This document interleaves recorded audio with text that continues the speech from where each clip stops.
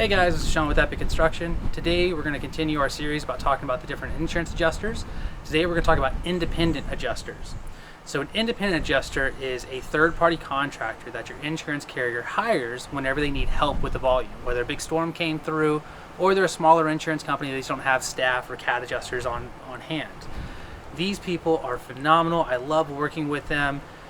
Their pay structures is very unique and very beneficial to the homeowner.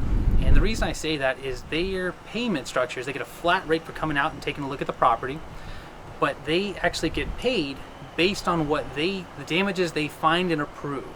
So they're incentivized to find as much damage as possible to make sure that every little detail is taken care of. And in return for them doing a good job, they get to make a little bit more money. We all got bills to pay, but it's a really nice thing. They're very easy to work with. They're going to come out and they're going to look for things to say yes to. They're not there to say no. And that's really an independent adjuster in a nutshell.